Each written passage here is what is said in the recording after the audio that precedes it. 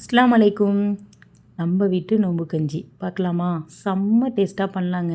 செம்ம வாசமாக சூப்பராக இருக்கும். ஒரே ஒரு தடவை இந்த மாதிரி செஞ்சு பாருங்கள், திரும்ப திரும்ப செய்வீங்க. குக்கரில் 4 டேபிள் ஸ்பூன் எண்ணெய் சேர்த்துருக்கேன். வாசனைக்காக பூந்தரை சேர்த்துடலாம். ஒரே ஒரு வெங்காயம், மீடியம் சைஸ் வெங்காயம், 2 பச்சை மிளகா. கொஞ்சம் நல்லா அது பொரிஞ்சதும் ஒரு தக்காளி, ஒரு துண்டு கேரட் சேர்க்குறேன். கொஞ்சம் அது நல்லா பொரிஞ்சதும் ஒரே ஒரு ஸ்பூன் இஞ்சி பூண்டு பேஸ்ட்டு சேர்த்துக்கலாம். பச்சை வாசம் போன பிறகு ஒரு கை ஃபுல்லாக புதினா, மல்லிக்கீரை சேர்க்குறேன். கஞ்சிக்கு தேவையான உப்பையும் இதிலையே சேர்த்துடலாம். சேர்த்து கொஞ்சம் நல்லா வதங்கின பிறகு நான் கொஞ்சம் போனோட மட்டன் சேர்க்குறேன்.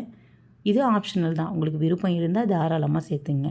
கரெக்டாக ஒரு டம்ளர் நான் அரிசி எடுத்துருக்கேன். அதுலேயே 2 டம்ளர் தண்ணி ஊற்றுறேன். கொஞ்சம் தண்ணி நல்லா கொதித்து வந்தால் தான் நம்ம ரைஸை சேர்த்துடலாம். நான் ஆல்ரெடி கஞ்சிக்கு அரிசியில் எல்லாம் மிக்ஸ் பண்ணி ஒரு வீடியோ போட்டிருக்கேன்.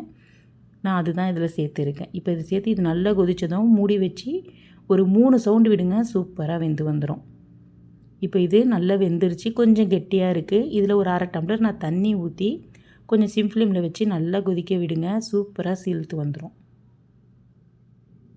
நல்லா வாசமாக கஞ்சி குடிக்கிறதுக்கே அட்டகாசமாக இருக்கும். கண்டிப்பாக இந்த மாதிரி ஒரு தடவை செஞ்சு பாருங்கள்.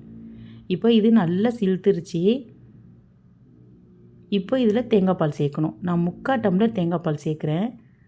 இதே டம்ளரில் தான் அரிசியும் நான் சேர்த்தேன். எல்லாமே கரெக்டான மெஷர்மெண்ட்டில் சூப்பராக வந்துருந்துச்சு நம்மளோட நோம்பு கஞ்சி. இந்த வீடியோ பிடிச்சிருந்தா லைக் பண்ணுங்கள். உங்கள் ஃப்ரெண்ட்ஸ்க்கு மறக்காமல் ஷேர் பண்ணுங்கள். மறக்காமல் இதே மெத்தடில் ஒரு தடவை நோம்பு கஞ்சி செஞ்சு பாருங்கள். செம்ம டேஸ்ட்டாக வரும். அஸ்ஸலாமு அலைக்கும்.